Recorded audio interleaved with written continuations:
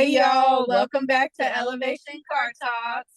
Today we have a special guest who is killing it in the life insurance game, and he has his own business. He's an RVP with Primerica, and we're going to ask him some questions today. Alfredo, do you want to tell us a little bit about yourself before we start asking questions? Sure, absolutely. I am extremely excited to be here for you both and to have a little discussion here as far as what information you'd like from me. I'll just tell you a little bit about myself. I came from New York. I was born and raised out in Brooklyn. I had a good time out there, and then I decided to just step out and venture another part of the country. So I went to California for 10 days and I wound up staying there for 22 years. And in that time, I built a business with Primerica. I became a regional vice president. And I had no idea that was my game. I mean, I came from the automotive business. I worked for Honda for 19 and a half years.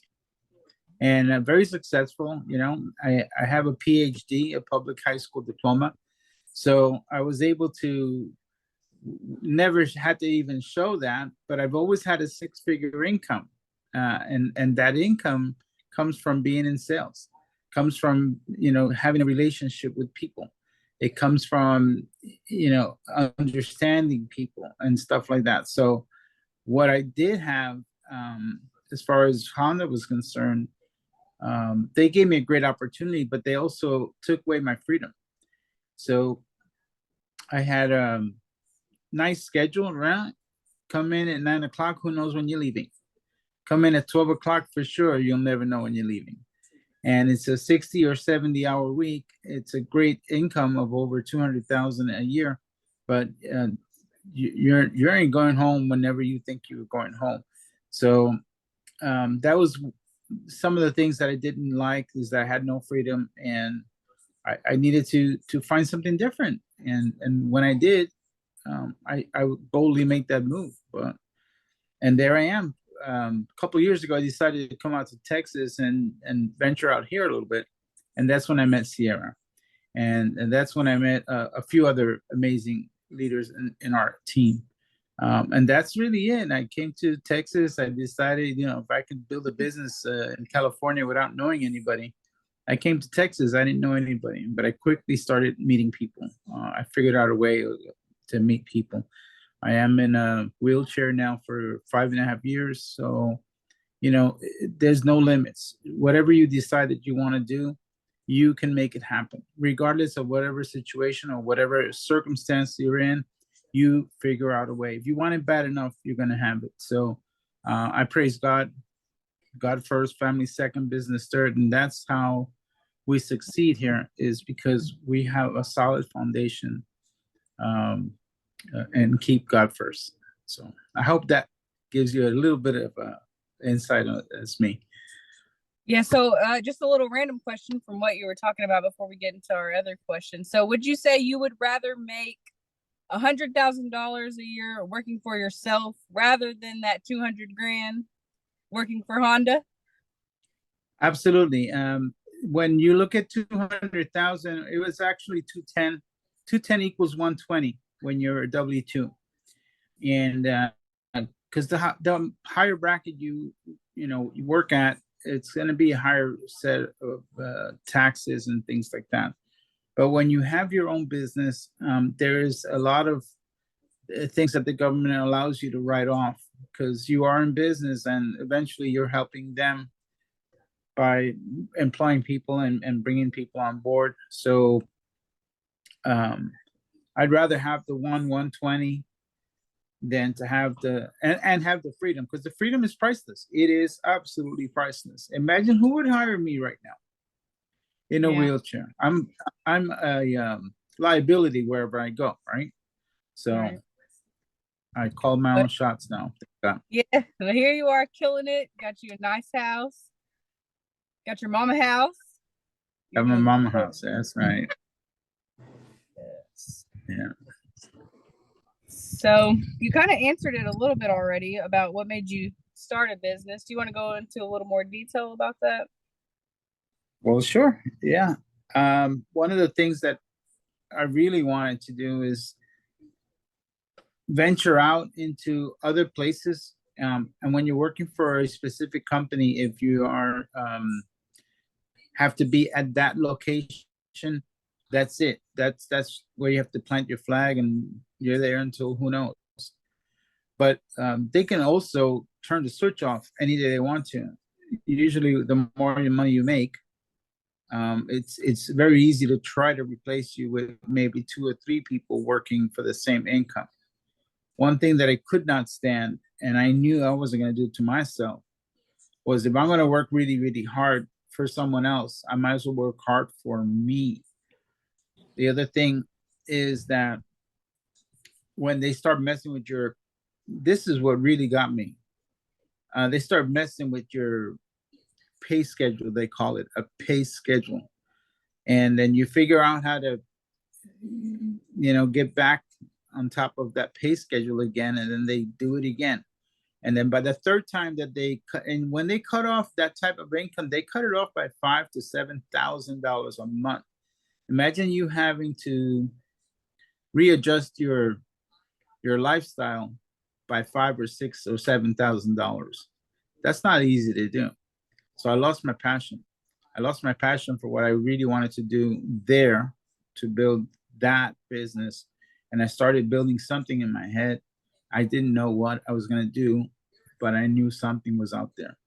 And one day someone came to the store, to the Honda store, and we were talking, and he started mentioning about Primerica, and I was like, I know that language. I know what you're talking about. Is this Primerica? And he says, well, as a matter of fact, it is. And I'm like, okay, good. So I wasn't interested anymore because I tried it before and tried it back in New York. And then he said, and I told him, but besides, I have no time. There's no way that I can put anything else on my plate. I'm working 60 or 70 hours. And he said to me, for how much longer would you like to continue to work 60 or 70 hours a week? And I says, honestly, I'd rather stop that today if I could. And he goes, and he goes like this, okay, good. And the other thing is that I'm really making enough money. I'm, high school diploma, came from New York. I think I'm doing pretty good, a little over 200,000. He says, well, compared to what? So he caught me for a second there. I said, wait, there's more? For me, there's more? And that's what got me thinking. And when I started doing some research and found out that guys here, $500,000, $1 million, 2 million, 3 million. Today, we have someone who makes 6.1 million a year in this company. So I want some of that, compared to that little $200,000 income. That's what I like to go after. So it was freedom and more income and really freedom. So I hope that answered that part of your question. Yes, freedom is the ultimate goal, I feel like, for most people. Mm-hmm. So how was it getting started? Like, how was the transition from going and working a normal 9 to whatever to working on your own? Sometimes scary, Mm-hmm. and at other times rewarding, but I knew that I had to get started. It's not really a transition. You had to get started. And I'll tell you this, the day that I fired my boss was one of the happiest days of my life. Also, the scariest days, because you just burned your bridge. So that could be a curse and it could be a blessing. So the curse is, what if you mess up? Can you come crawling back? I wasn't going to do that. Mm-hmm. But on the other side, if you burned your bridge, you're going to make it happen. So it's sink or swim, right? So Right. I made it happen. I made it happen. If I had to do it all over again, I would save more money before making that move. But I still made it happen. Thank God. And it was God's will. It was always him first. I always put him first. So when you made that transition, did you just completely stop working for Honda, or how did that go? That is a 5-month transition for me. That part, the mental part. You can make that transition in a week, but sometimes fear holds you back, and it takes you 4 months to think about it before you actually pull the trigger and make it happen. But if you have a for sure opportunity that you know works and it's working for other people, then you go, what's wrong with me? And then you get after it and you make it work. And that was it. Those 5 months was how long it took for me to really get it together and make it happen, pass the test, get licensed, and start building a team. Okay. So when you first started, when you first got started, what did you struggle with the most, like in your business? Like, was it your mindset? Was it learning new strategies? I want to Managing say, I'm sorry? I was just giving another example, like managing your time or. Well, no, managing the time is not the problem. I think the bigger problem would be getting out of your own way. Getting out of your own way and realize then, you know, there's always something better out there. You just have to reach out and grab it and just get after it. I've always been a go-getter. What would have stopped me at that point? So I didn't think that I could do anything other than working for Honda. Why? Because I did a really well job. But here's something that played back in my head over and over and over again. I had a general manager. His name was Greg LaCastro. And Greg told me one time, all he had to do is tell me one time, and I'll never forget these words. He says, Alfredo, it looks like no matter what position they put you in, you will always excel to the top. And I was a witness to that because I had 7 different positions while I was there, and I've always hit number ones on all of them. So that just stuck in my head. So if that guy believed in me, why shouldn't I believe in me? I think believing in yourself is most people struggle. So sometimes you have to borrow somebody else's belief until you have your own belief. Maybe borrow somebody else's success until you have your own success. We're jotting that down. Good. That's good. So what advice do you have for people that are starting out? Starting out in any business is, or any business. Yeah, starting out in any business is this. You need to get wherever you are right now, whatever you've learned has gotten to you to that point. So in order to move forward, you need to learn new things. And the best thing to learn is about yourself. Self-improvement. You want to figure out how you work. So there's this book that was made a long time ago. It starts with a B. So that's your owner's manual. So if you need to look into how you operate, read the Bible. And you want to learn how these leadership principles work. And there's plenty of books on leadership. There's plenty of books on self-improvement. There's plenty of books on how the mind works and the psychology and all this other stuff. But where do you think they get that information from? From the main book. So if I have to say anything, you already have that book. And I forgot the name of the organization that started this a long time ago, but they put a Bible in every hotel and every motel in the country. And so you can find that owner's manual. Wherever you go, wherever you turn, there's one. So that's the first basic book. But yeah, should you read things to help you with leadership? Yeah, I would say John Maxwell is a very good author and has amazing books. The first one you should really focus on would be the developing the leader within you. And then once you figure that one out, developing the leaders around you, because there's leaders around you that you may pass by. You don't even recognize them if you're not aware. So keep an eye out for the leaders that are around you that you may not even realize if you're not looking.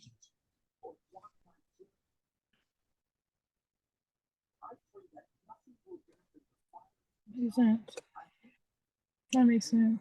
Do you want to tell us a little bit about the way that you market your business? Because I know there's so many different ways, and so many people think they have to do it, a certain way, or they're not going to make it. And I know you do things a little differently.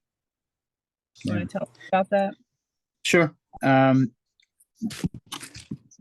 Figuring it out is, I think, the thing that takes the longest. But once you do, and once you figure out what works for you and your mode of operation, I think it's getting buy-in from people that this works, let's do it this way, and we're all going the same direction, and it better work, right? Because you're getting people's buy-in. I've tried a bunch of stuff, and right now we're using a system that's called $B Smart, and it happens to work very good for a lot of people. It still hasn't hit the numbers that I wanted to hit for me, but it is a system. And I think that no matter what you decide to do or use, if it's not a system, you've got nothing. You're all over the place. You're scattered like I did for many, many years. But when you have a system that is proven and it's working and you get buy-in, the rest is a piece of cake. So I've used a character reference system that really works, because sometimes people buy leads. I've never bought a single lead in my life. I noticed that out of 100 names or 100 people that you get, only 2 of them are going to work, 98 don't. So I figured, how do I eliminate the 98 right away? And so what I did was stay in the warm market. So out of 6 character references, maybe 4 of them are going to cooperate and do something. Out of those 4, maybe half of them will get you an appointment. Once you have an appointment, if you really service them correctly and you really do a good job and you're in the right market, those people will lead you to more people. And you don't need to ask for 25 or 100 or 250 names. Can you hook me up? That doesn't work, man. If you have someone in the right market, ask them for 2. Who are the first 2 people that came to mind when I was showing this information to you? And you felt it. When you felt it, I mean, you would be doing business with me if you didn't feel it was a need, right? Who are the first 2 people that you can think of that we should share this with? It's up to them, whatever they want to do with it. And you get the 2. So 2 turn into 4, turn into 8, 16, 32. Or try the lead stuff, which doesn't work. So I decided to go for the 2 and eliminate those 98, and that's how I did it. Yes, word of mouth is a very good way to market, and a lot of big companies use that. A lot of even luxury brands, they don't market stuff like on commercials and stuff. It's all just through word of mouth and spreading the word and people giving references and letting people know about you. Absolutely. And social media also. I mean, today's social media is incredible. We didn't have this back when I didn't even know how to use an iPad. First time I got an iPad, I was like still looking for the button for a whole week. I said, maybe I should call the company and see if they messed up and forgot to put the button on there. But they showed me where to find it. But, social media could be very good for your business, I don't see how it could be a disaster unless you're a maniac and you're all over the place and you don't know what you're doing. But I even said this to Sierra. I'm like, if I could find someone that's pretty good on social media, that would be pretty cool. Because I don't know if I'm gonna ever figure it out. But hey, you know what? You figure things out. And then guess what? I came across an amazing group of young ladies and a couple of guys that love social media and they know how to use it, and it's been working out really, really well. And I don't have to worry about how it works. But I did find someone, and then I found someone else, and then I attracted someone else, and now they're using social media, and our business is exploding.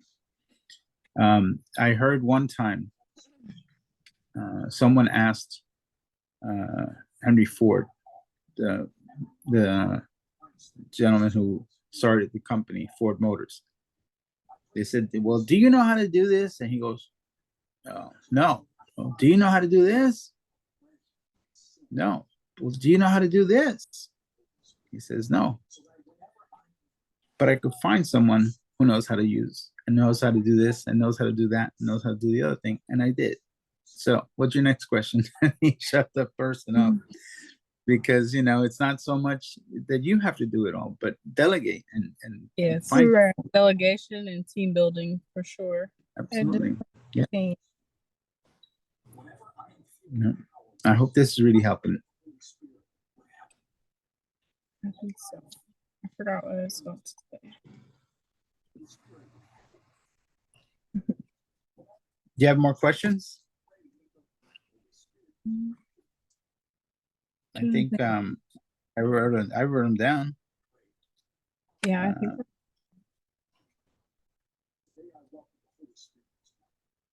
Yeah, I think we covered everything. Yeah, I think so. Yeah, it was what made me start a business. How was it getting started? Biggest struggles and marketing strategies. That's it. All I can tell you is just get after it. Just do it and make it happen.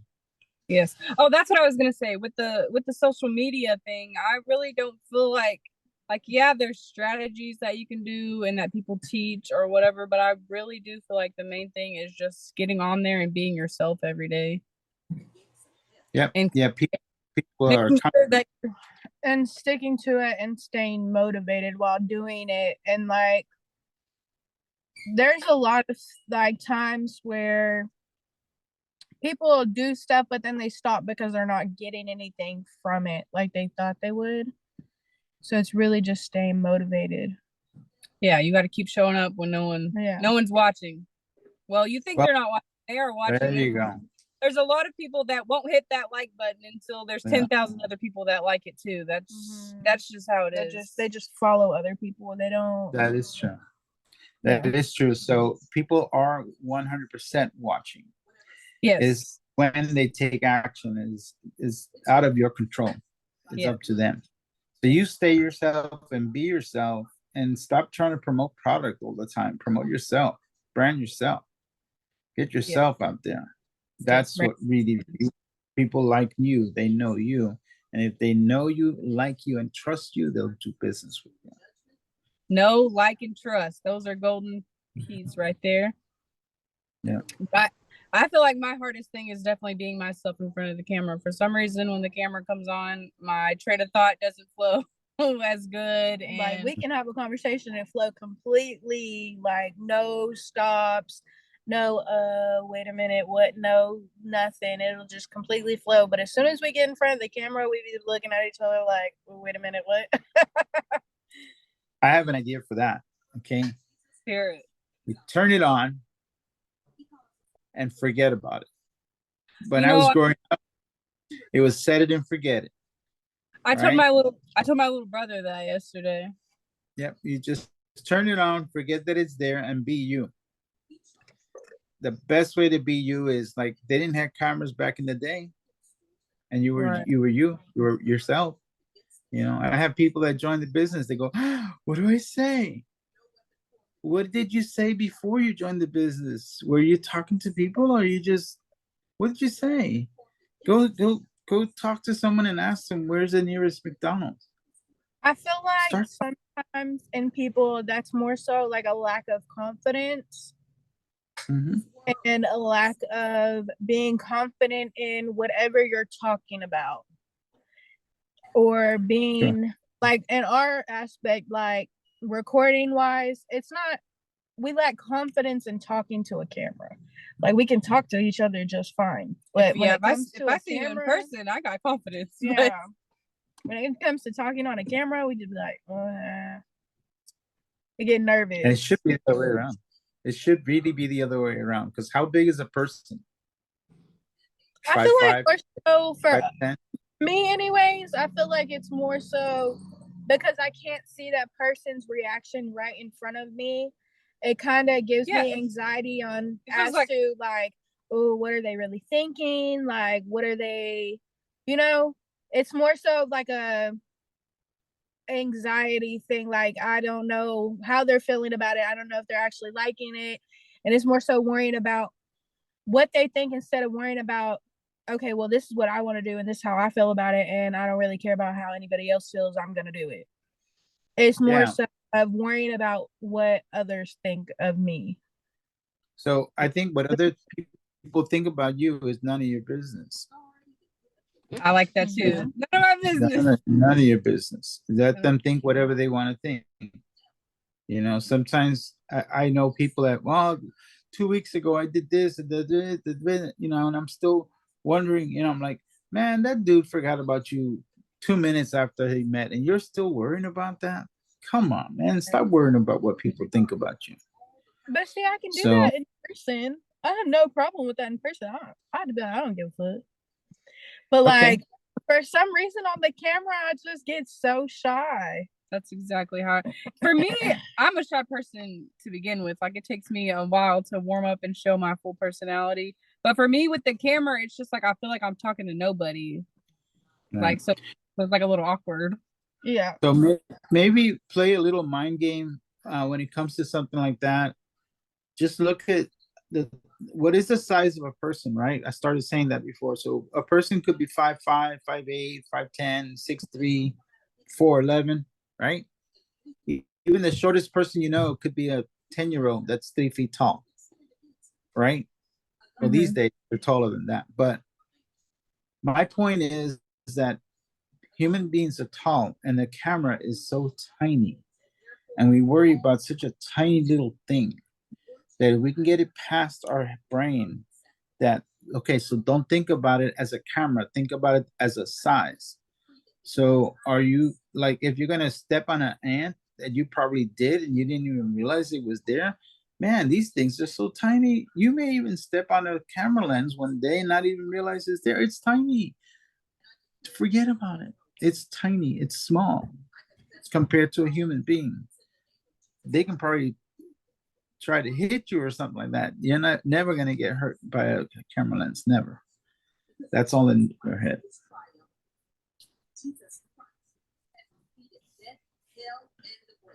Makes sense. Just compare sizes. That you're playing with your own, you know, you're messing with your own mind. Because if you can mess with your own mind and have it affect you in a negative way, you could play with your own mind and have it affect you in a positive way. Just switch it. I like that. I do that a lot. Play with your mind in a positive way and stop talking yourself out of things and talk yourself into them. There you go. That's perfect right there. That's perfect right there. And then just learn new strategies, learn new things, read new books. Always be excited. Always be excited. 95% of winning in business is being excited. The other 4% is what you do, and the last 1% is a dogfight. Yeah, and that's because energy is contagious. So if you're excited, other people are going to get excited too, and they're going to want to be excited like you. That's right. They want some of that. Yeah. But what do you have? What kind of coffee are you drinking? Right. Literally. Well, is there anything else you'd like to add, Mr. Alfredo? I just want you guys to go out there and kill it. Just tear it up, crush it, do what you need to do. Figure out what it is that's good for you, and then just get after it. And don't stop. Don't look back. Just go. get lit up. You know, if you catch yourself on fire, people come from everywhere to watch you burn. Light yourself up. I love it. I love it. I love it. And you can definitely count on us throwing gas on the fire every week and just getting brighter and bigger until we kill this shit. Good. There you go. All right. Well, I hope this was helpful. Yes, thank I'll you get so that much. recording over to you. You're welcome. Yes, thank you You're for welcome. joining today. Thank you for all your wonderful insights. And we absolutely hope it helped us for sure. For me. Yes, about you? definitely. So I got we a lot hope of notes. we hope whoever is watching it or does watch it, we hope you guys got something out of it. And if you're thinking about starting a business or you're starting it and you're thinking about giving up, we hope that maybe something in this video will help you motivate and you. motivate you to continue on and push through and be successful. Yep. The only one that can have you lose is you. So keep after it, keep on it. And so, you know, sometimes people say, well, I never quit.